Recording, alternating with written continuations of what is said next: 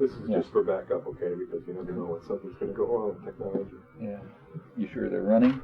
Yeah. I can't tell you how many interviews I've had where people discovered afterwards they forgot to turn the tape on. Yeah, they're running. Okay. What I have is basically three sets of these. The first few have to do with issues that we're interested in our scholarship. And the second have to do with matters of politics and ideology, and the last few with connections between linguistics and rhetoric. Okay.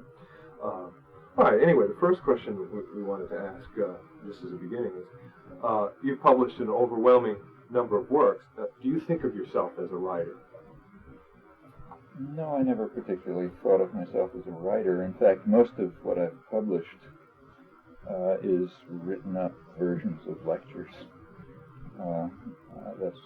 So, for example, Syntactic Structures, the first book that actually appeared was essentially lecture notes for an undergraduate course at MIT, kind of revised slightly to turn them into publishable form.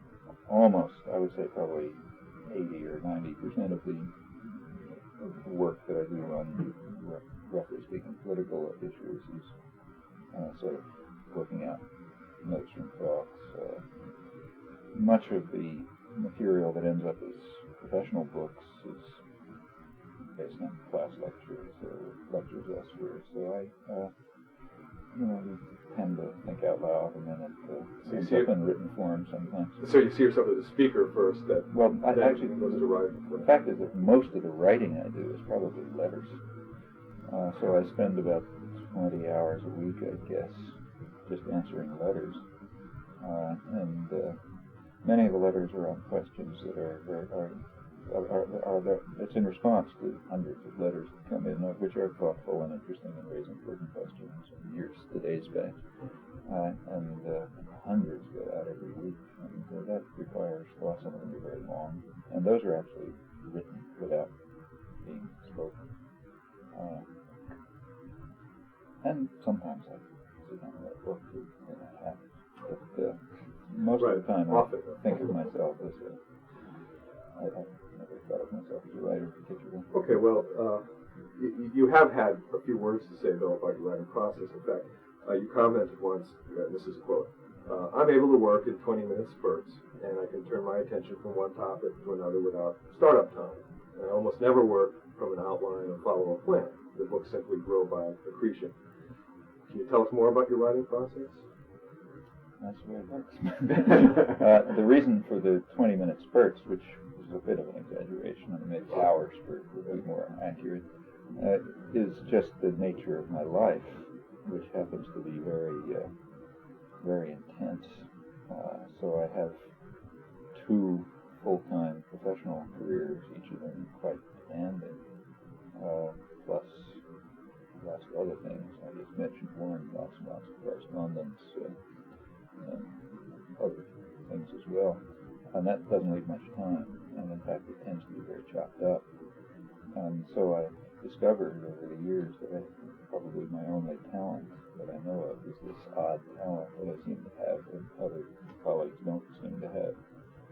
And that is that I've got sort of, like buffers in the brain or something, and I can shift them back from one to another and store one. So you don't have to be, writing a book have to be concentrated for 10 hours at a time. No, and in fact I know a lot of people don't seem to be able to do that, and it's certainly an advantage to be able to do it. And I can pick up after a long stretch and be more or less where I was. In fact, I sometimes haven't. But I know I have friends like this. In particular, one friend who just died a couple of years ago was an Israeli logician who's been an old friend since I met him first when I was 20 or so. And we would meet every 5 or 6 years and usually pick up the conversation we had just been having as if we had just had it 5 minutes ago, and go on from there, argue about it, and so on, and then go on again, and so on. I mean, so there are people like this, and when they meet each other, life is very convenient. As far as the books just sort of writing themselves, that's pretty much what happens. I mean, I don't recall ever having sat down actually and planned a book, except maybe saying, well, I want to talk about X, Y, and Z, and I'll have chapter 1 on X, and chapter 2 on Y, chapter and then it's just a matter of sort of getting the first paragraph, and then it just goes on from there. It's quite a title. Well, it's probably because I've thought about most of it before, or lectured on it before, or written a letter to somebody about it before, or, done it 20 times in the past. So then it's mainly a problem trying to fit it all in. Here I've discovered, I don't know if it's of any interest to you, but I do notice that I write somewhat differently now that I have a computer. Oh, you do? Yeah, quite a bit differently. I mean, I don't know if it shows up any different, but I know I do it differently. His writing's always been very clear, I thought. Yeah, well, maybe it doesn't show up any different, but I noticed that I used to, I realized once I got the computer, I was very resistant to the computer. I didn't want to do it, and finally the editor department just stuck it in my room. And since I had a teenage son who was like every teenager, I guess, a super hacker, and he sort of carried me gently through the early stages, which I never would have had the patience to do. But once I got able to do the thing, I discovered that there are a lot of things that I could do that I'd never done before. For example, I'd never done much editing, simply because it was too much trouble. You have to retype every time. And now you do. And I never did much more inserting or rearranging and so on. And now I do a fair amount of that because it's so easy. Yeah. Now, whether that shows up differently to the reader, I don't know. I'm sure. But you analyze it probably will. But I know that I'm doing it quite differently. Okay, well, this is sort of related. As someone who's profoundly interested in the structure of language, and as well as the abuse and use of rhetoric in political context, you must have some thoughts about the nature of rhetoric itself. For you, if you do have any of these thoughts, what are the most important elements of rhetoric? Well, I can just tell you what I try to keep in the back of my mind. I don't have any theory of rhetoric, but what I have in the back of my mind is that one should not try to persuade. Rather, one should try to lay out the territory as best you can so that other people can use their own intellectual powers to work out for themselves what they think is right or wrong. So part of the reason, for example, I try, say, in particular in political writing, to make it extremely clear in advance exactly where I stand. In my view, the idea of neutral objectivity is largely fraudulent. It's not that I take a realistic view with regard to fact, but the fact is that everyone approaches complex and controversial questions, especially those of human significance, with an axe to grind. And I like that axe to be apparent and right up front so that people can compensate for it. But to the extent that I can sort of, monitor my own rhetorical activities, which is probably not a lot, I try to refrain from efforts to bring people to reach my conclusion. Is that because you feel you might lose credibility or lose the audience? No, not at all. In fact, I think you probably lose the audience by not doing it. It's just kind of an authoritarian practice, which I think one should keep away from. Same in teaching. It seems to me that the best teacher, I don't know if I can achieve that, but the best teacher would be the one who allows the students to find their way through complex material. And as you lay out the terrain, of course, you can't avoid guiding, unless you're doing this particular way and not some other way.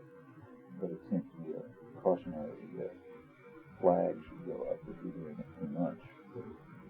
Because the purpose is to enable the person to be able to figure out things for themselves, not to know this thing, or to understand this thing, but to understand the next thing that's going to come along, and that means you've got to develop the skills to be able to critically analyze and inquire and be creative, and so on and so forth, and that doesn't come from persuasion or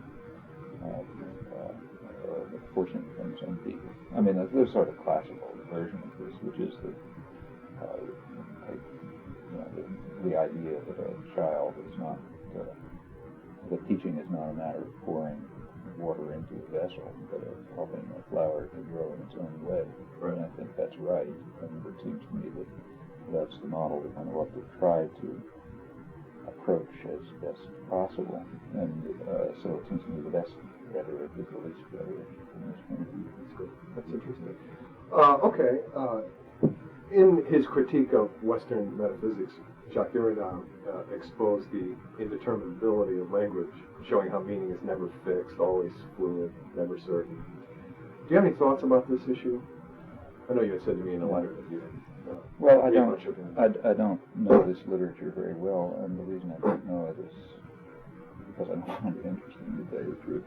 But a lot of people don't. Yeah, but so I try to read it now and then. I just not found it very interesting to me.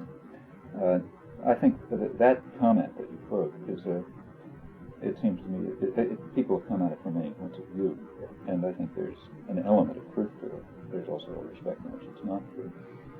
These are questions of fact, not of ideology. So therefore, there's no reason for dogmatism, no grounds for dogmatism concerning them, and they're not a matter of pronouncements for discovery.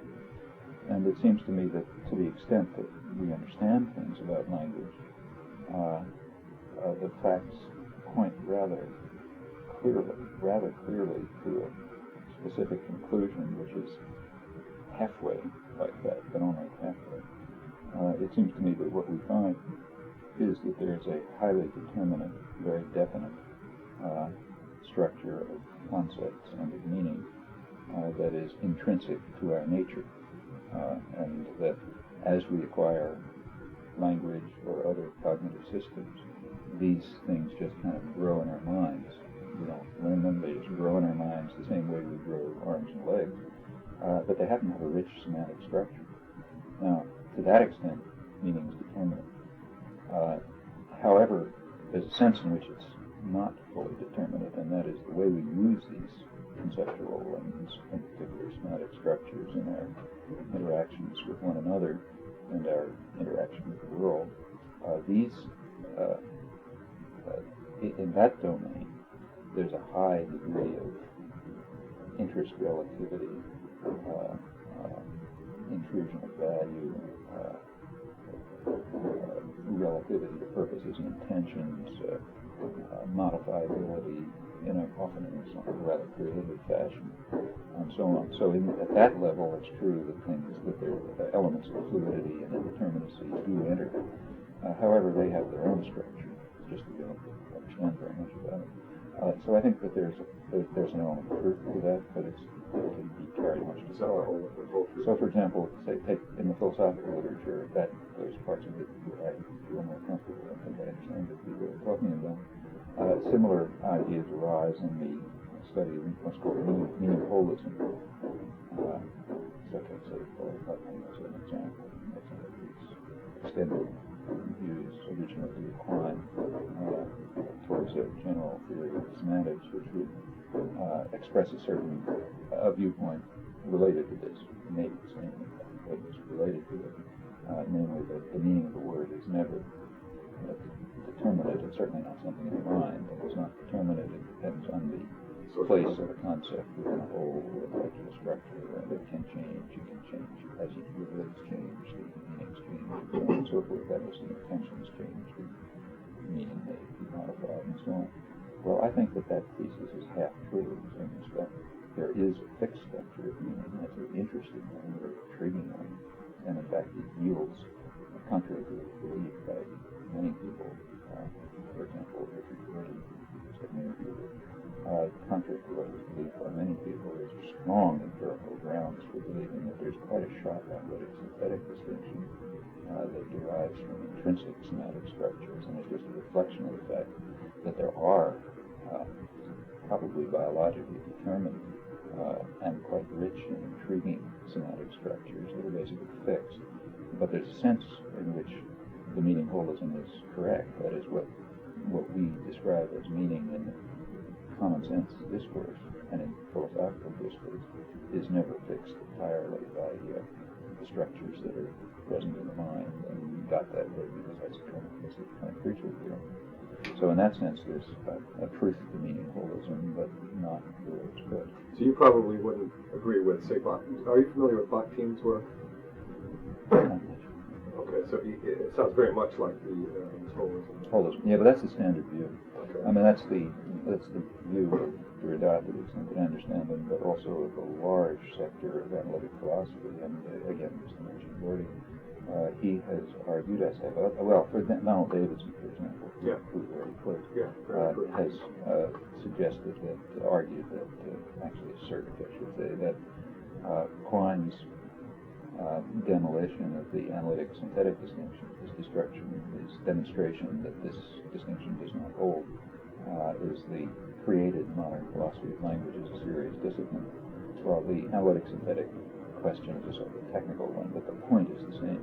If there were determinate meanings, there would be an analytic-synthetic distinction. So the domain in which this issue is being sort of fought out in philosophical terrain is over at the analytic-synthetic issue. But the real question is whether there are fixed determinate meanings. Does the word house have a determinate meaning, or can it vary arbitrarily depending on the way our belief systems vary? And I think the answer is right in between.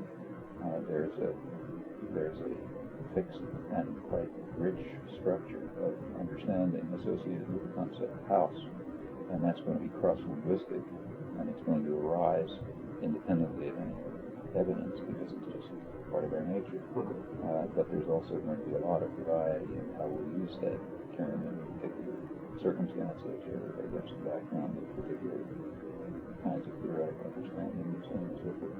Well, this question actually relates to that, but on a larger scale. In fact, this also relates to Rorty. Some thinkers posit that knowledge, now instead of level meaning, is a socially constructed artifact. That is, knowledge is not absolute. Rather, it's the product of consensus within any given discourse community. And this concept is related, of course, to Kuhn's notion of how knowledge is formed within the scientific community. What are your thoughts on this? I think again, there's an element. There's an element, more or less the same. Yeah. There's an element of truth to it, obviously. Yeah. There's no doubt that pursuit of knowledge is often, not always, but is often, in fact, typically a kind of a communal activity. In particular, that's true of organized knowledge. Say, research in the natural sciences. Say what we do in this corridor. Let's say that's obviously a social activity. For example, a graduate student will come in and tell me I was wrong about what I said in my lecture yesterday for this and that reason, and we'll discuss it. And something will come out. We'll agree or disagree, or maybe another set of problems will come out. Well, that's normal inquiry. And whatever results, some form of knowledge or understanding, obviously that's socially determined by the nature of these interactions. On the other hand, if we look more deeply, at least in the domains, most domains we don't understand much about, like how scientific knowledge develops. Basically, we understand nothing. But in the domains where we do understand something, we discover that the development of cognitive systems, including systems of knowledge in particular, is substantially directed by our biological nature. Now, in the case of knowledge of language, we have the clearest evidence about this.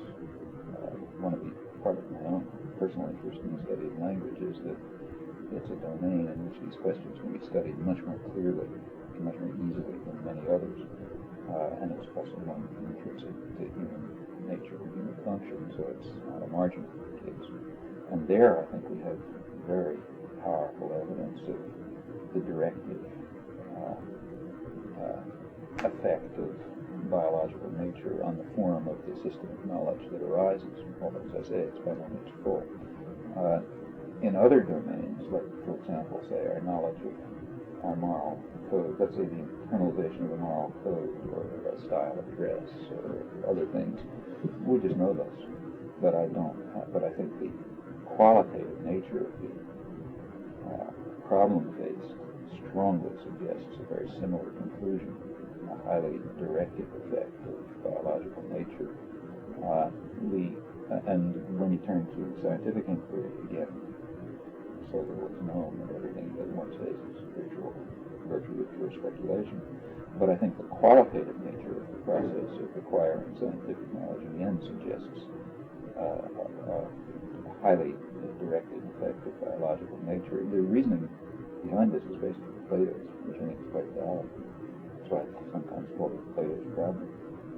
The reasoning in the Platonic dialogues, which is valid, not decisive, is that the richness and specificity and commonality of the knowledge that we attain is far beyond anything that we can account for by the experience available, which includes interpersonal interactions, and that leaves only, aside from acts of God, that leaves only the possibility that it's interdeterminate. That's the same logic that's constantly used by every natural scientist studying an organic system. So, for example, when we study physical growth below the neck, metaphorically speaking, everything but the mind, we just take this reasoning for granted. For example, if I were to ask you, if I were to suggest to you that undergoing puberty, let's say, is a matter of social interaction, and people do it because they see other people do it, it's peer pressure, and so on. Well, you laugh, like you're just laughing now. Why do you laugh? Is it because somebody knows something about, everyone assumes that it's biologically determined, or somehow programmed to undergo puberty at a certain point.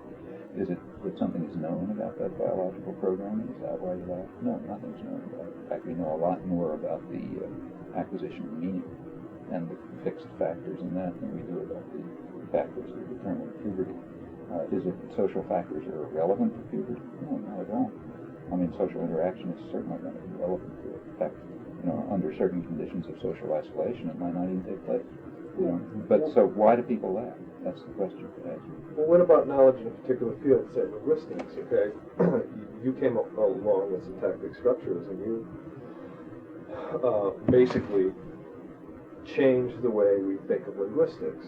Now, if your colleagues and followers and all did not accept and then help champion that cause, you would simply be some, kook out in the wilderness with some crazy idea. But what happened is the community, or a large part of your community, your discourse, accepted the ideas and worked with it, and maybe you find some, and so on, and that became the knowledge of the time. Well, maybe sometime there'll be some revolution within the field that turns it completely in another direction.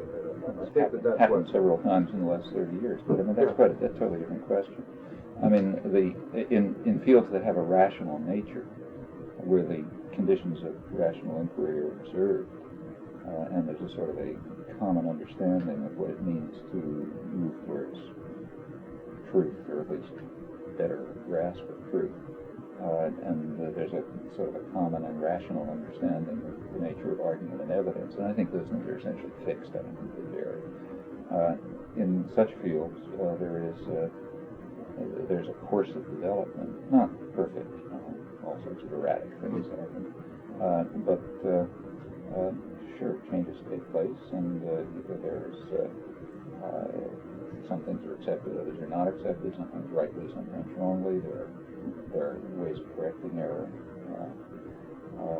but I don't understand what that has to do with the social determination of knowledge. That's a matter of how, through social interaction, each person contributing tries to gain a better, to advance a common enterprise. Now, this is somewhat idealized because there's all sorts of personal conflicts. Sure. Somebody's trying to undercut someone else, but let's abstract away from that. Let's abstract away from the vile nature of human beings and talk about it as if we're living up to the ideals that at least theoretically we hold. Right. To that extent, there's a common enterprise, and understanding will grow as people participate in this common enterprise, and it'll change, and sometimes change radically, and so on. I'd like to ask two questions here. Has your colleague down the hall, Thomas Kuhn, ever discussed the Chomskyan revolution in terms of a paradigm shift? Well, he hasn't, and other people have. I don't. My own view is there was a significant change. There have been several significant changes. In my view, and here Tom and I kind of differ, in my view there's been basically one scientific revolution. and that's the Galilean revolution, more or less. The 17th century revolution stretching over a period, including Galileo and so on. It seems to me that was a real revolution, a different way of looking at things in many respects. For example, there was a very sharp shift at that point from a kind of a natural history perspective to a natural science perspective. There's a different attitude toward fact that developed, different attitude toward idealization, a different concept of explanation. There was a complete breakdown, especially with Newton, of the common sense notion of mechanical explanation, which led in new directions. Now, put all those things together, and I think that's a radical shift in perspective. Now, there are very few fields of human endeavor where that shift in perspective has taken place. In the study of language, I think that shift did take place to an extent in the 1950s, and you could call that a paradigm shift if one wants to use the words, but it seems to be really adapting the methods of the natural sciences to another domain. So in that respect, it's not really a dramatic shift. Furthermore, even if you look at the changes in points of view associated with what's called the cognitive revolution, mid-1950s, of which the development of generative grammar was a part, and in fact a major contributing part. If you look at the basic intellectual developments and changes that took place, I think they're quite real, but in a number of respects, rather critical respects, they recapitulate and revise changes that took place during what I would prefer to call the first cognitive revolution, namely in the 17th century. So, for example, a major shift in the 1950s was a shift of perspective away from concern for behavior and the products of behavior, like texts, away from that towards the inner processes that determine behavior and determine the process of behavior. Now, that's a shift towards the natural sciences, because the inner processes are real. They're part of psychology, it's part of biology. So that's a shift towards the natural sciences, away from behavior towards inner mechanisms and inner processes that underlie behavior. It's also a shift towards explanation rather than description. Now that's a big shift. But a shift like that took place in what we might call the Cartesian revolution in the cognitive sciences. There was associated with this was a revival, was a new interest, which in fact was a revival of interest in what are sometimes called computational models of the mind. That is, theories of rules and representations, roughly. Now that's part of the same thing, because the inner mechanisms and inner processes appear to be computational systems, mentally represented and in some unknown manner physically instantiated. But that again is highly reminiscent of something that took place in the 17th century, in particular Descartes' theory of vision, which was a crucial breakthrough and developed a kind of a representation and computational theory of mind to account for how you can see a cube or people walking down the street or something like that. That was a major shift. Another change that took place in the 50s, part of the cognitive revolution, had to do with things like, say, the Turing test for general intelligence. But that's just a watered-down version of a much richer and more interesting 17th century notion, namely the Cartesian tests for the existence of other minds, which crucially used aspects of linguistic performance, the fact that normal and human linguistic behavior has what I've sometimes called a creative aspect, meaning is appropriate to situations but not caused by situations, which is a fundamental difference. And it's innovative and unbounded and not determined by internal stimuli or external causes. It's coherent, whatever that means. We recognize that, but we can't characterize it. It evokes thoughts of others that they might express themselves and so on. There's a collection of properties, and one can turn those properties into an experimental program, as in fact was suggested in the 17th century, to determine whether another organism has a mind like yours.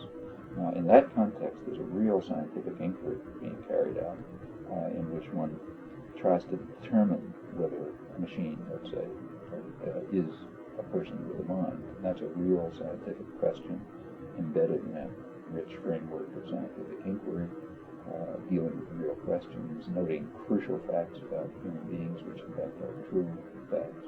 That all makes a lot of sense. In contrast, the 20th century version of this, sometimes called the Turing test, is almost totally pointless. It's just an operational test to determine whether, say, a computer program manifests intelligence. It doesn't, like most operational tests, it doesn't matter how it turns out, because operational tests are of no interest or significance except in some theoretical context. The reason I mention that is to indicate that in this respect,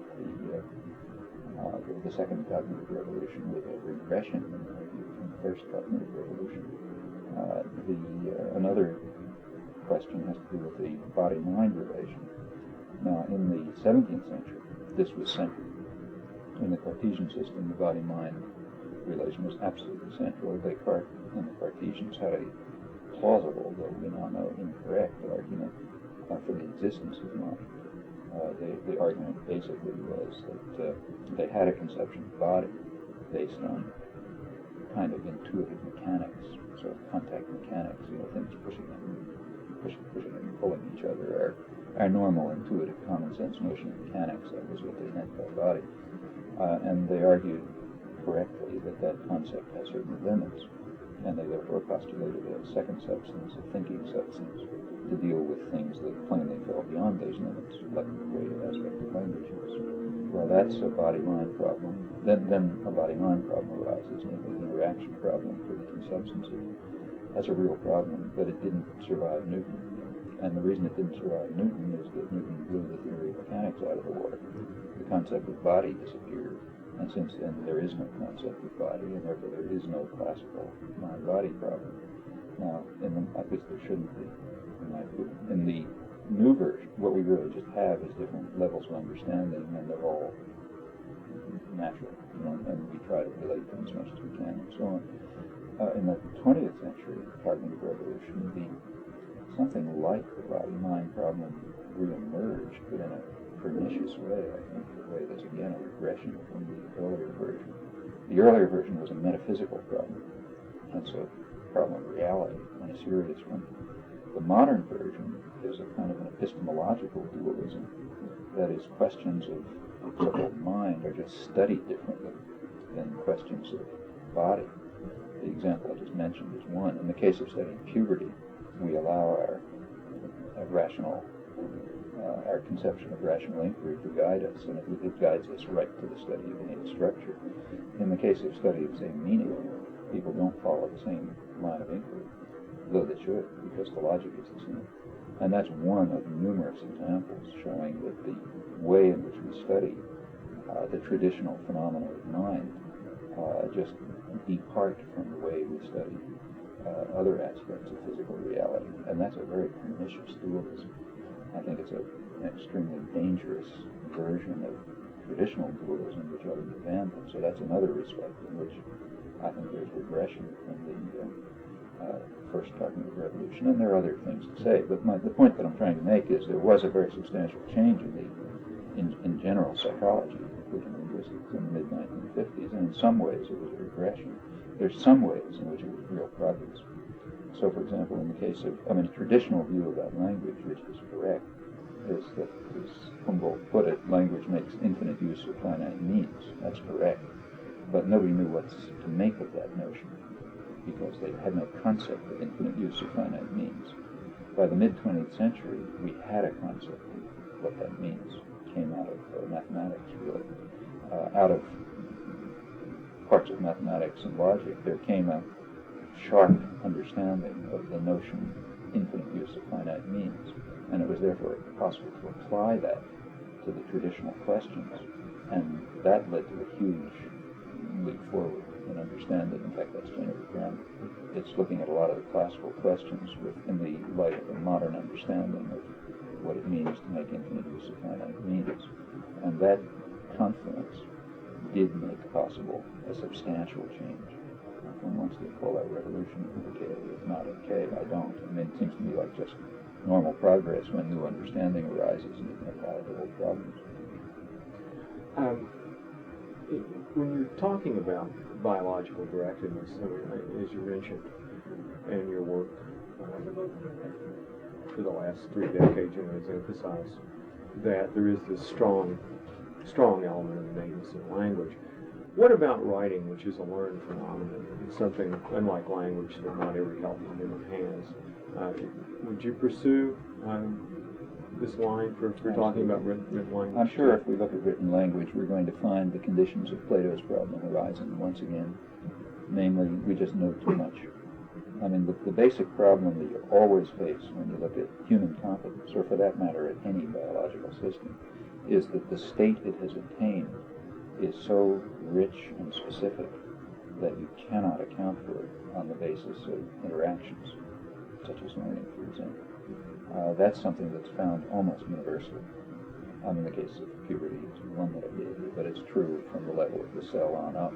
And when you look at any form of human activity, whether it's speech or moral judgment or ability to read, and so on, I think you find exactly the same thing. So the things that are what we call teaching or learning is in fact, I think, when you understand the actual phenomenon, what you discover typically is that there's some kind of triggering effect from the outside that sets in motion inner-directed processes. And that's how you can gain such rich competence on the basis of such limited experience. It's not unlike the fact that when a child eats, it grows. I mean, the food makes it grow, if you like, but it's not the food that's determining the way it grows. The way it grows is determined by its inner nature. It won't do it without the food. I mean, you keep the food away, the child won't grow. But when you give the child the food, it's going to grow into what it's going to be, a human and not a bird. And the reason for that is the inner nature. We go off on another subject now. That's basically Plato's argument. Yeah. That's of concern to us. Many feminists have argued that because language controls thought, and because ours is a male-dominated, male-inscribed language, language works to reproduce patriarchal ideology, and thus the oppression of women. Do you agree with these assumptions and the conclusion? Well, I think there's some. I mean, I understand the point. I wouldn't call it a property of language. There are properties of language use there are many properties of language use which reflect structures of authority and domination in the society in which this language is used, and that's true all over the place. Sure. However, I don't think there's anything in the language that requires that. You could use the same language without those aspects of the use of it. So, for example, there are ways of using language which are deeply racist, but the very same language can be used without being deeply racist. But given how use is. Well, given language use, it's undoubtedly true. And it's not just it's true of all sorts of systems of authority and domination, one of which being the gender issue. Let me give one brief example. Some feminists have argued that the term motherhood has something like a semantic universal in it that oppresses women. Would you see any justification for that argument? Well, you'd have to ask what you mean by semantic universal.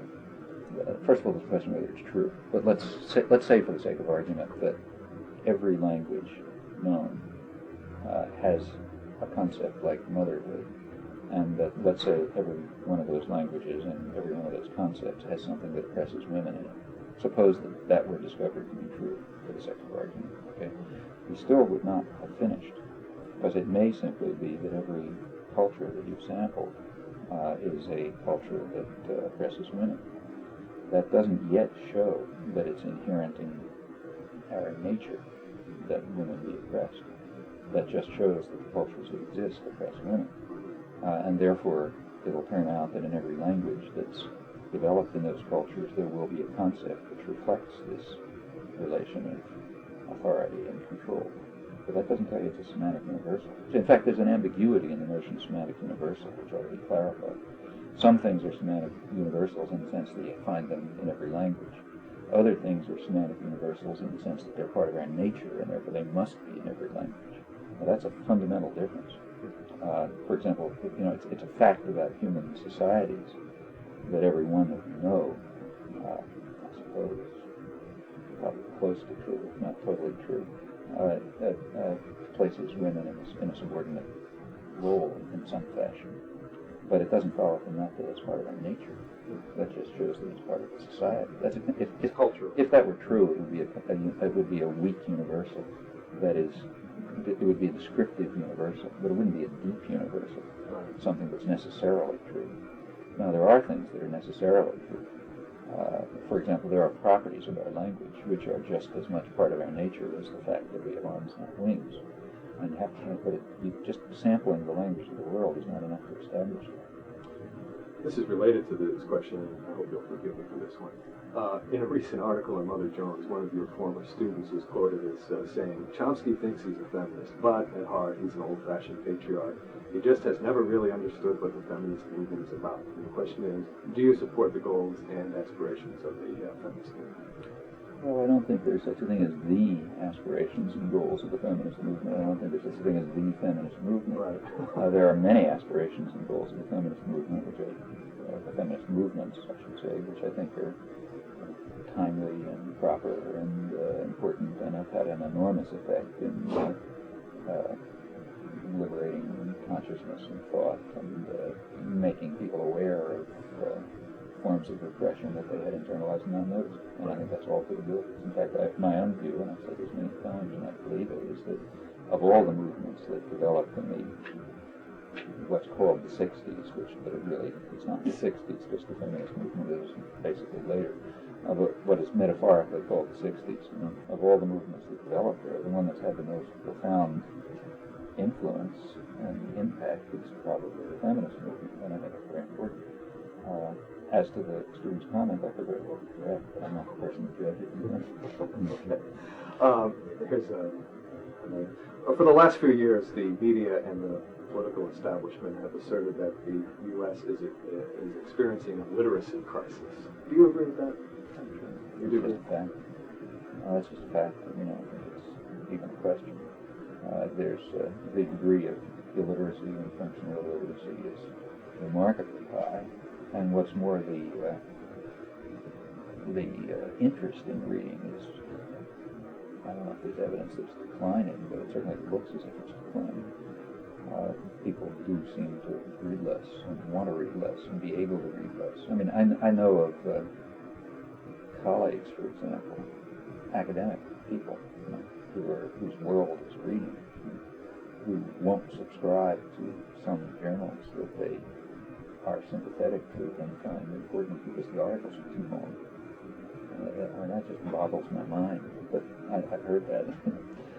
They want things to be short, kind of like condensed television. Absolutely. In fact, I once, I'm going to report the personal case.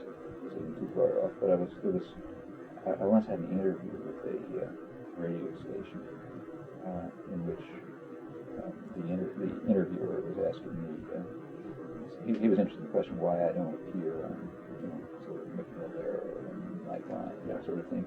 And he began the interview by playing a short tape of an earlier interview he had with someone named, I think, Jeff Greenfield, who's maybe a producer for Nightline, or something. I may have the name wrong, or something like that. And he asked him the question, well, it's been claimed that the people on your program are all biased in one direction, and you cut out critical of this thought and so on. He says, how come, for example, you never got Chomsky on your program? And the person first went into sort of a tantrum about that, from Neptune and Plato and so on and so forth. But after he calmed down, he said something which, in fact, has an element of truth to it. He said that, well, at Chomsky, he lacked concision.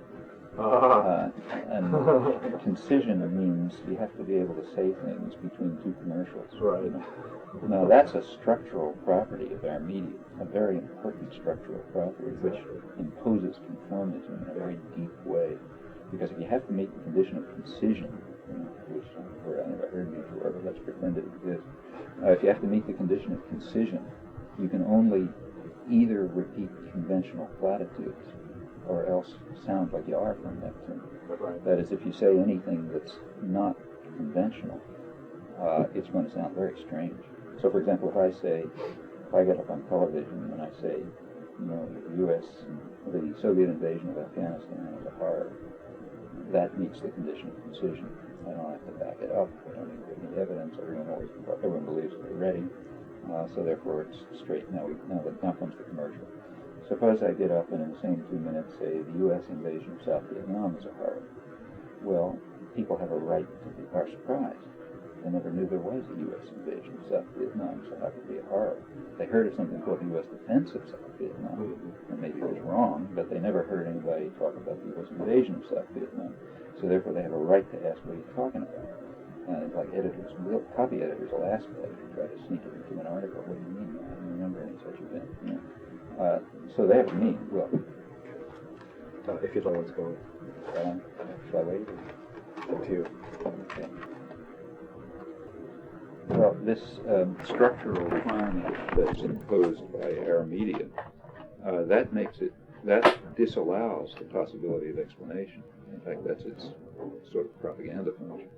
It means that you can repeat conventional platitudes, but you can't say anything out of the ordinary without sounding as if you're from Neptune or wacko, because to explain what you meant, and people have a right to ask if it's an unconventional thought, to explain what you meant would take a little bit of time.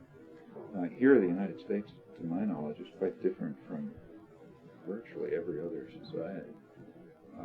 Maybe with the exception of Japan, which is more or less in our model, but at least in my experience in Europe and in the Third World and so on, when you appear on radio and television, first of all, you can appear on radio and television if you have different opinions, which is virtually impossible here, but when you do appear, you have enough time to explain what you mean. You don't have to have 3 sentences between 2 commercials.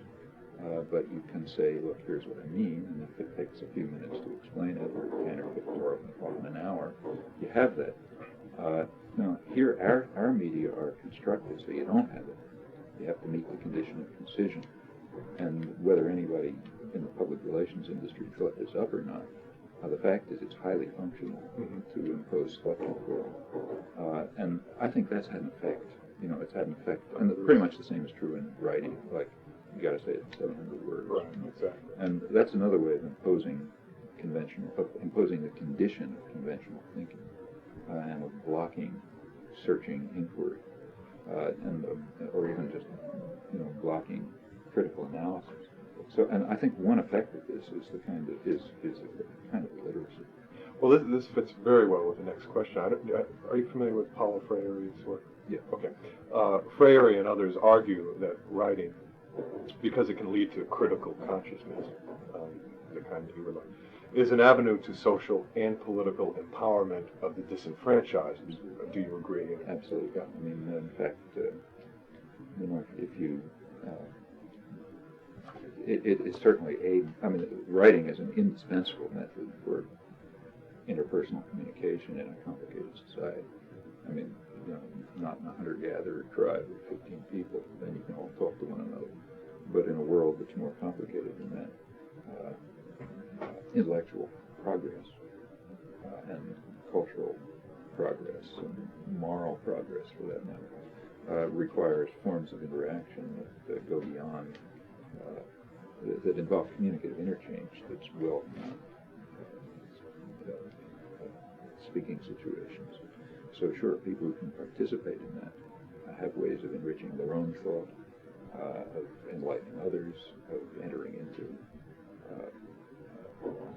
constructive discourse with others, which they all can gain by, and that's a form of empowerment. It's so long as they're not made to be concise. I mean, it's not the case if a teacher tells a kid, write 500 words saying this. Yeah. That's just a form of reducing. That's a form of de-education, not education. Right, I agree. There is a movement within composition studies to make a kind of critical cultural studies based on a Freirean model. The subject matter for English 101 or the freshman English course. Do you think that's a good idea? I think doing things that will stimulate critical analysis, self-analysis, analysis of culture and society is very crucial. In fact, it seems to me that every part of the core of every education ought to be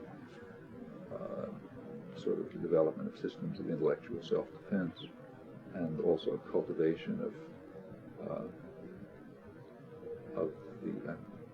a kind of stimulation of the capacity for inquiry, which means also collective inquiry. And this is one of the domains in which it can be done.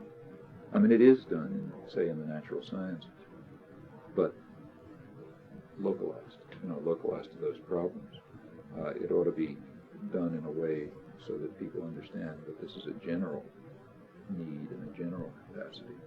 And things like English composition courses are a perfectly appropriate place for that. This is kind of a long question. In 1973, you had an extended discussion on Dutch television with Foucault, who has come to be recognized as one of the most important, of course, the French post-structuralist philosophers. In a subsequent interview, you said that you and Foucault had found some areas of agreement, but you commented that he was much more skeptical about the possibility of developing a concept of human nature that is independent of social and historical conditions than you were.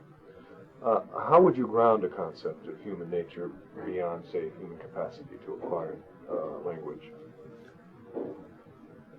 Well, I would study it the same way. I mean, basically, I would apply the logic of Plato's problem.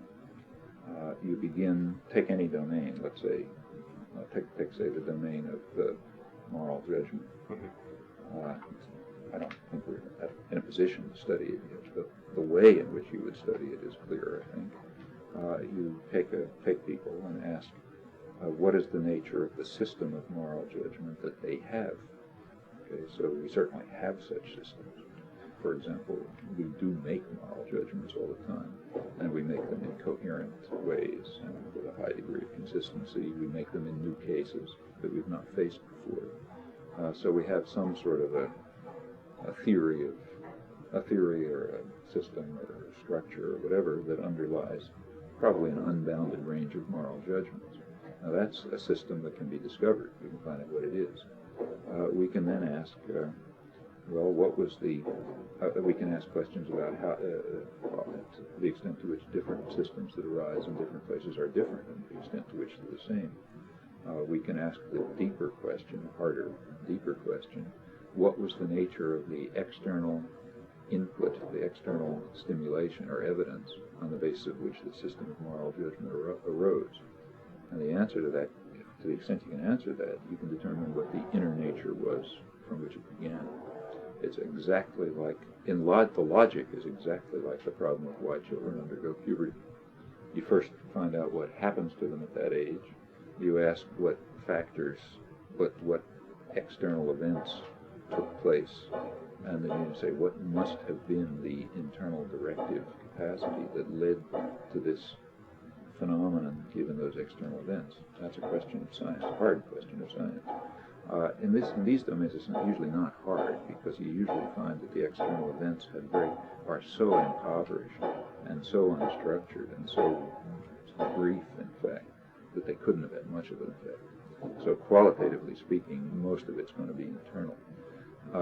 That's a way of finding out our moral nature. Mm-hmm. You can also study other things, like you can study moral argument, for example. Like take a real case. Take, say, slavery. Take a debate about slavery. Now, a lot of the debate about slavery took place, or as we reconstruct it, could have taken place on shared moral grounds. And in fact, one can understand the slave owner's arguments on our moral grounds, and one can even see that those arguments are not insignificant. Now, we can do that because, let me take one case just to illustrate. So suppose I'm a slave owner and you're opposed to slavery, and I give you the following argument for slavery. I say, look, suppose you rent a car and I buy a car. Who's going to take better care of it? Well, answer, I'm going to take better care of it because I have a capital investment in it and I want to keep it and so on. You're not going to take care of it at all. If you hear a rattle, you're just going to give it back to Hertz and let somebody else worry about it. If I hear a rattle, I'm going to take it to the garage because I don't want to get in trouble later on. And in general, I'm going to take better care of the car I own than you're going to take of the car you rent. Right? Now, suppose I own a person and you rent a person. Who's going to take better care of that person? Well, parity of argument, I'm going to take better care of that person than you are. Consequently, it follows that slavery is much more moral than capitalism. Slavery is a system in which you own people, and therefore you take care of them. Capitalism, which has a free labor market, is a system in which you rent people. If you own capital, you rent people, and then you don't care about them at all. You use them up, you throw them away, you move people, and so on. So the free market in labor is totally immoral, whereas slavery is quite moral. Now that's a moral argument, and we can understand it. We may decide that it's grotesque. In fact, we will decide that it's grotesque, but we have to ask ourselves why. You know, it's not that we lack a shared moral ground with the slave owner. We have a shared moral ground, and we would then want to argue that ownership of a person is such an infringement on the person's fundamental human rights that the question of better or worse doesn't even arise. But that's already a complex argument. But it's an argument based on shared moral understanding. Now, where does that shared moral understanding come from?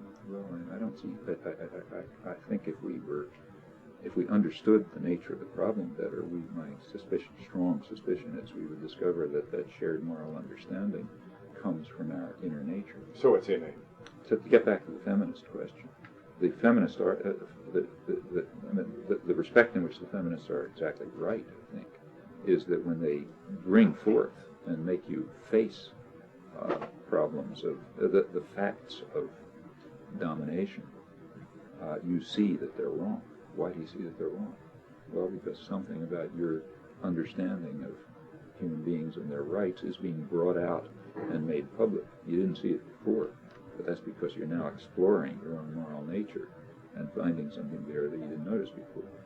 In fact, to the extent that there's any progress in human history, and there's some, after all, it seems to me that it's partly a matter of exploring our own moral nature and discovering things that we didn't recognize before.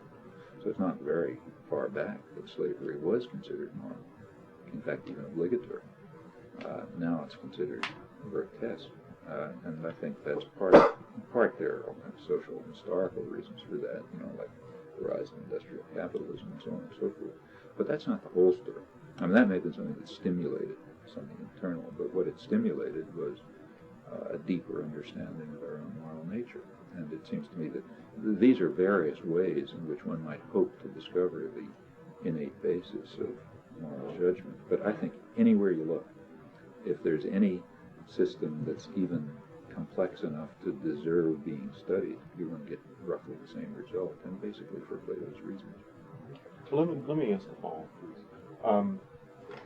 In the Asian society, there's a very strong patriarchal assumption, especially in Chinese society. And I had, while I was in Singapore, I had this very debate, and I was argued on this innate human moral authority, and they said no, the innate human moral authority is that men should be superior to women. And so there was a strong kind of cultural impasse that we seem to develop, seem to bring out. Do you have any insights on that? Is it just simply we're more advanced than Asians, or Chinese society? Well, I think we are. For example, I would expect I admit that this is a value judgment, and I can't prove it, but I would suspect that there is going to be an evolution, assuming that the human race doesn't self-destruct, which it's likely to do, but if human life continues, and I would expect to see an evolution from rigid patriarchal societies to more egalitarian societies, and not the other way around.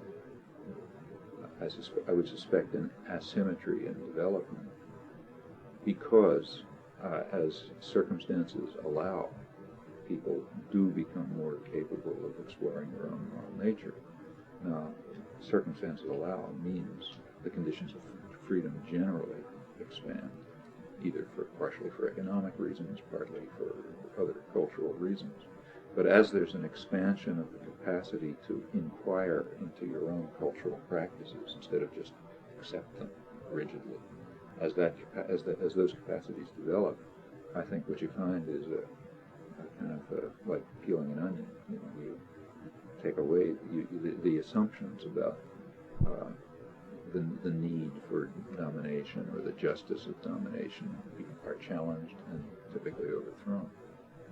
I can't prove that, but I do believe that, and I think it could be shown as true.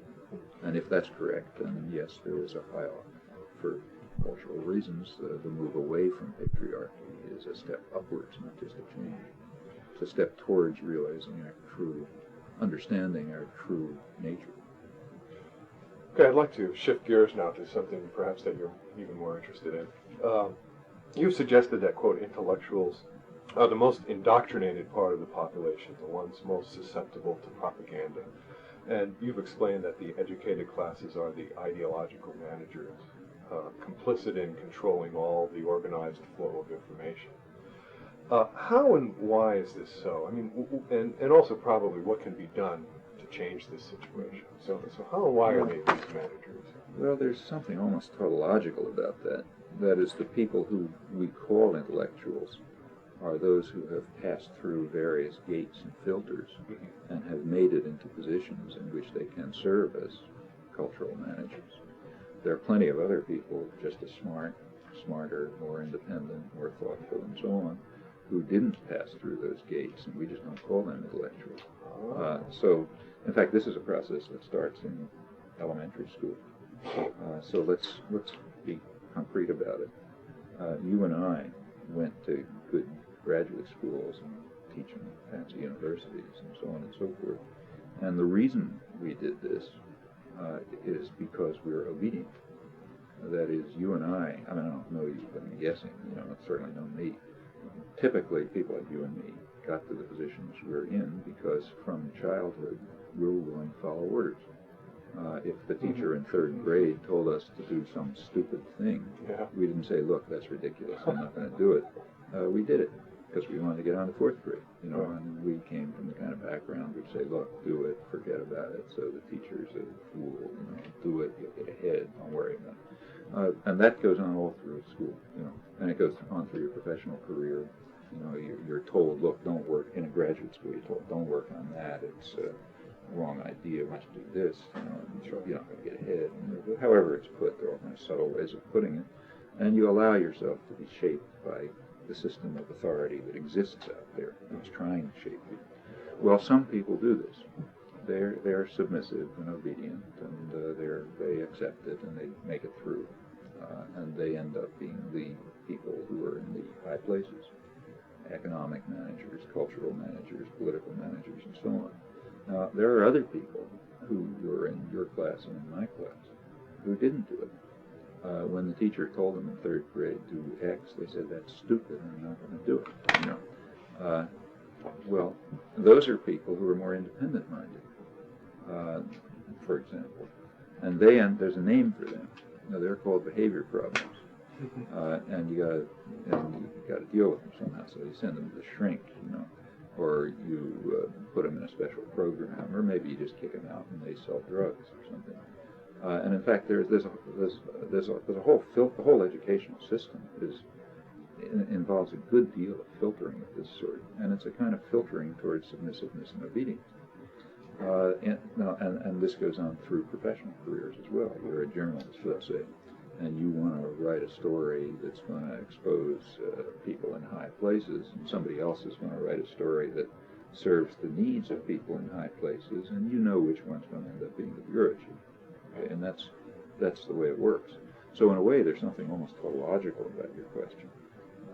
Sure, the people who make it to positions in which they're respected and recognized as intellectuals are the people who are not subversive of the structures of power.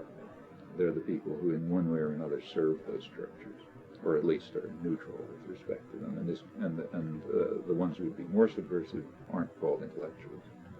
They're called wackos, or crazies, or wild men in the wings, as George Bundy once put it, when he said that there are people who understand that we have to be in Indochina and just differ on the tactics, and then there's the wild men in the wings who think there's something wrong with carrying out aggression against another country. Well, that phrase, that was in Foreign Affairs that he said that, mainstream journal. But that's the idea. That's the basic idea. It's basically right. There are the wild men in the wings who don't accept authority, and they remain wild men in the wings, not intellectuals, not respected intellectuals. Now, of course, this isn't 100%. These are tendencies, actually very strong tendencies, and they're reinforced by other strong tendencies. The other strong tendency has to do with the role of intellectuals. For why are you and I called intellectuals, but some guy working in an automobile plant isn't an intellectual? I mean, I don't think it's necessarily because we read more or go to better concerts or anything like that. Maybe he does. In fact, I've known such cases. But he's not an intellectual. In fact, I grew up in such an environment. I grew up in an environment where my aunts and uncles were New York Jewish working class, and this is still the 1930s when there was a rich working class culture. Lots of them had never barely gone to school. One uncle who never got past 4th grade, and an aunt who never graduated school, and so on. But that's the richest intellectual environment I've ever seen in my life. And I mean high culture, not comic books. Freud, Steckel, and the best string quartet, and debates about anything you can imagine. But those people were never called intellectuals. They were called unemployed workers or something like that. Now, why are they not intellectuals, whereas a lot of people in the universities who are basically doing clerical work, because that's what a lot of scholarship is. From an intellectual point of view, it's extreme. Often, a lot of it's just very low-level work, one or another form of clerical work. Why are they respected intellectuals? Well, it's a matter of which roles. And first of all, it's a matter of subordination of power, and secondly, it's a matter of which role you choose for yourself. The ones we call intellectuals are especially the public intellectuals, the ones who make a splash, or who are called upon to be experts or something. Those are people who have chosen for themselves the role of manager. And in earlier societies, they would have been priests. In our societies, they form a kind of a secular priesthood. And in fact, in the 19th and 20th century, they have rather typically taken one or another of two paths, two very similar paths. One is basically the Marxist-Leninist path, and that's a very appealing one for intellectuals because it provides them with the moral authority to control people. I mean, if you're the essence of Marxism-Leninism is there's a vanguard role, and that's played by the radical intellectuals, and they whip the stupid masses forward into a future that they're too dumb to understand for themselves. That's a very appealing idea for intellectuals, and there's even a method. You achieve this position on the backs of people who are carrying out a popular struggle. So there's a popular struggle, and you identify yourself as the leader, and then you take power and you lead the stupid masses forward. That's basically, maybe a little vulgar, but basically captures the essence of Marxism-Leninism. Tremendous appeal to the intellectuals for obvious reasons, and that's why that's one major direction in which they've gone all over the world. There's another direction which is not all that different, and that is a recognition, look, there's going to be a revolution. There's not going to be a popular revolution. There's a given system of power. It's going to more or less stay. I'm going to serve it. I'm going to be the expert who helps the people with real power achieve their ends. That's the Henry Kissinger phenomenon, or the state capitalist intellectual. Well, that's another role for the intellectuals. Actually, Kissinger put it rather nicely in one of his academic essays. He described an expert. He says an expert is a person who knows how to articulate the consensus of his constituency. He didn't add the next point, your constituency is people with power, but that's tacit. But because knowing how to articulate the consensus of unemployed workers or the homeless, that doesn't make you an expert. But the point is, that's exactly what an expert is. It's a person who knows how to articulate the consensus of the people with power, who can serve the role of a manager. Well, those two conceptions of the intellectual are very similar, and in fact, I think it's a striking fact that people find it very easy to shift from one to the other. That's called the God that failed phenomenon. You see there isn't going to be a popular revolution, and you're not going to make it as the vanguard driving the masses forward. So you undergo this conversion, and you become a servant of state capitalism. Now, I don't want to say that everybody who underwent that was immoral. Some people really saw things they hadn't seen, but by now it's become a farce. I mean, you can see it happening to people perfectly consciously recognizing, well, there isn't going to be a revolution. If I want power and prestige, I better serve these guys. So I suddenly undergo this conversion, and I denounce my comrades as unregenerate Stalinists and so on. It's a farcical move which we should laugh at this point. But I think the ease of that transition in part reflects the fact that there isn't very much difference. There's a difference in the assessment of where power lies, but there's a kind of a commonality of a conception of the role of the intellectual.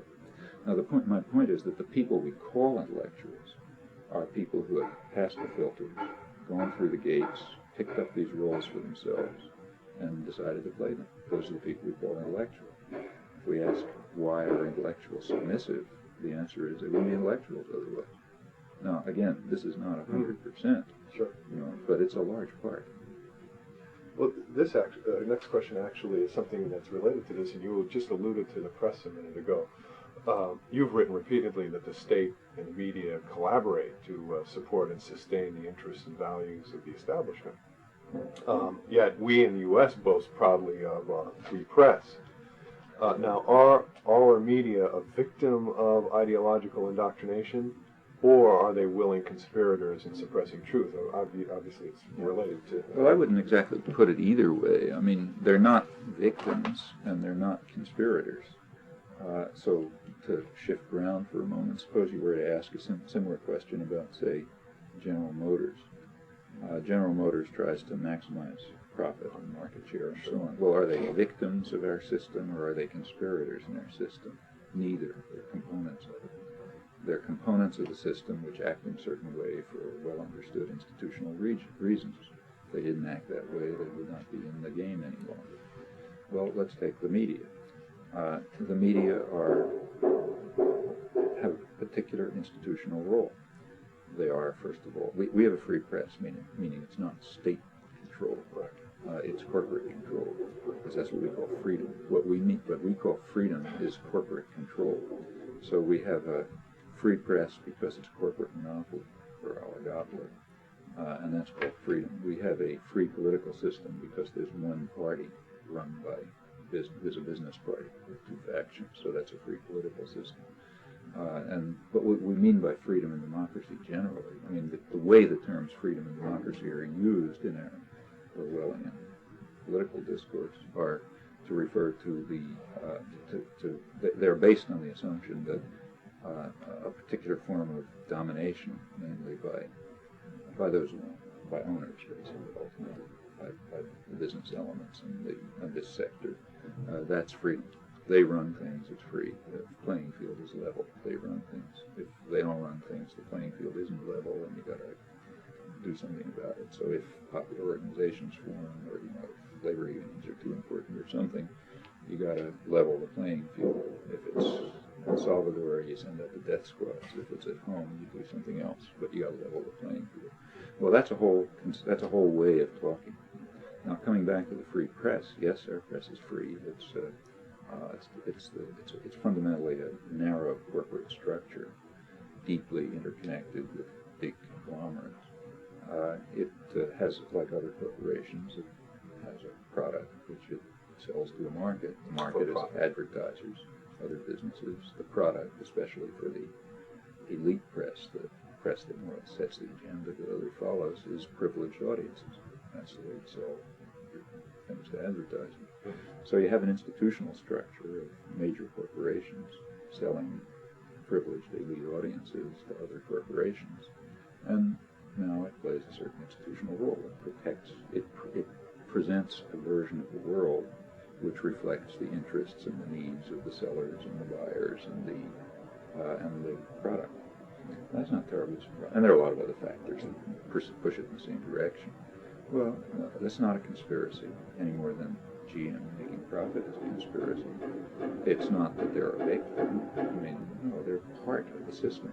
In fact, if any segment of the media, say the New York Times, began to deviate from that role, they would simply go out of business. I mean, why should the stockholders or the advertisers want to allow them to continue if they're not serving that role? Just as if some journalist in the New York Times decided to expose the truths, to say, let's say, started writing accurate and honest articles about the way power is being exercised, the editors would be crazy to allow that journalist to continue. I mean, that journalist is undermining authority and domination and getting people to think for themselves and so on, and that's exactly the function you don't want them to pursue. The purpose of the media, not that it's a conspiracy, just their institutional structure gives them the same kind of purpose that the educational system has. Turn people into submissive, atomized individuals who don't interfere with structures of power and authority, but rather serve those structures. That's the way the thing is set up, and if it started deviating from that, power, those with real power, institutions with real power, would interfere to prevent that deviation. Now that's the way institutions work. It seems to me almost predictable that the media will serve the role of a kind of indoctrination. Now, then this is kind of general, but you have to look at historical specificity to see how it works in particular cases. In the United States, for example, it works differently from the way it works in Canada. They're very similar societies. Not all that different, because the general institutional structures are common, but there's historical specificity and cultural specificity and so on, which leads to differences from place to place. The United States, for example, happens to have an unusual kind of history. I mean, we happen to have a very class-conscious business class, highly class-conscious, very a lot of planning, lots of thought about how to control and so on. For example, the public relations industry is largely a U.S. invention, which then is spread elsewhere in the world. And it's a very conscious system designed by business for propaganda and indoctrination, for controlling the public mind, as they put it. And there are many respects in which it's a very class-conscious business class, and we don't have anything else. There used to be an organized working class, but that's been basically driven out of existence. We happen to have an extremely submissive intelligentsia for all kinds of historical reasons.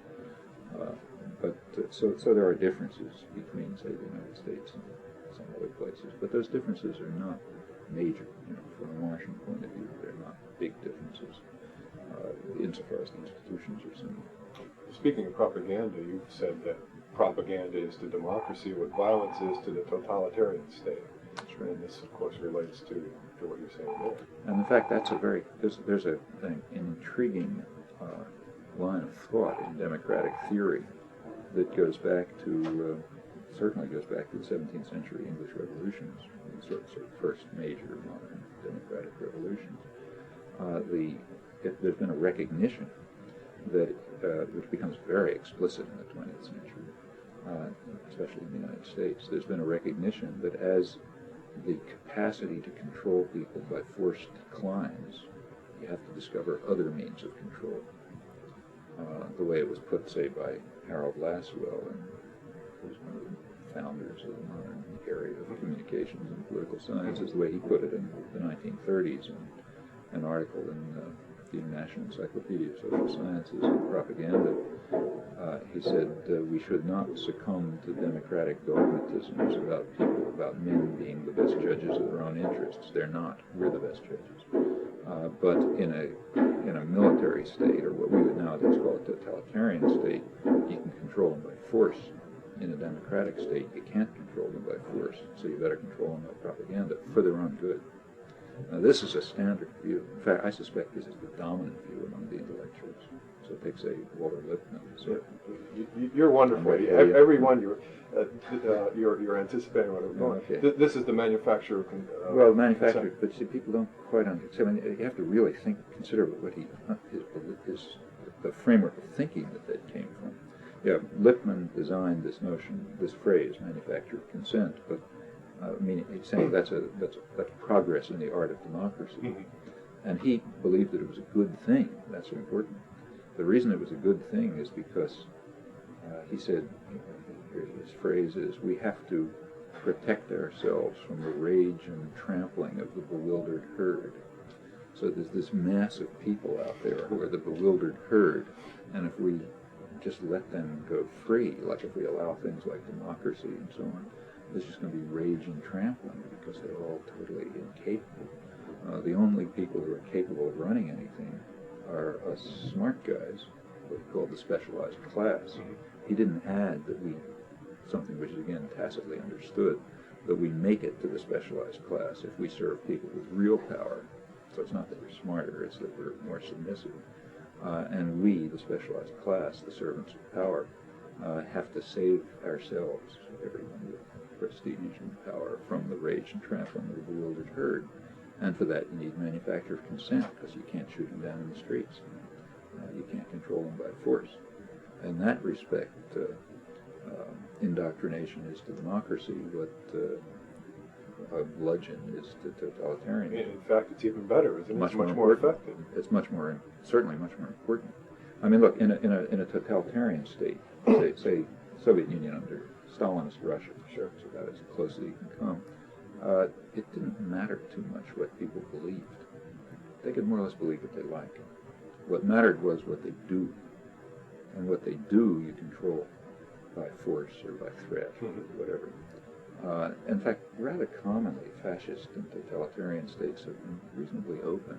It's like in Franco Spain, for example. People were reading more widely than they were here in many respects and debating things more widely. It didn't matter that much because you've got them under control. You have a bludgeon over their heads. There's not much that they can do. In the Soviet Union, for example, samizdat were very widely read. I mean, there's some studies of this which have astonishingly high figures of distribution of samizdat. The authorities could have stopped it, but they probably just didn't care that much. So, people have crazy ideas. Who cares? They're not going to do anything about it because we can control them. Now, in a more free and more democratic society, it becomes very dangerous if people start thinking. Because if they start thinking, they might start doing. And you don't have the police to control them. I mean, if they're blacks in downtown Boston, it's not a big problem. You do have the police to control them. But if they're relatively privileged, middle-class white folk like us, then you don't have the police to control them because they're too powerful to allow that to happen. They share in the privilege of the wealthy, and therefore you can't control them by force, so you better control what they think. And therefore, indoctrination is a crucial element of preventing democracy and formal democracy. Recently, you told Bill Moyers that you'd like to see a society moving toward voluntary organization and eliminating as much as possible these very structures of hierarchy and domination and the basis for them in ownership and control. But my question is, how can this be achieved? This is such an the one that you described is such an entrenched system. Is there an effective way of countering a lot of it? For example, the core, and there are different societies have different forms of domination, like patriarchy is one. And in principle, we know how to overcome that. Not so easy to do, but we know it in principle. Right. But in our kinds of society, the major ones, at least the core ones, are basically ownership. Private ownership of the means of production grants the owners the ultimate authority over what's produced, what's distributed, what takes place in political life, what is the range of cultural freedom, and so on. They have a decisive power because of the control over capital ultimately, and there's no reason why that should be vested in private hands. In my view, if you take the ideals of the 18th century seriously, you become very anti-capitalist. I don't think if you take the ideals of classical liberalism seriously, I think it leads to opposition to corporate capitalism.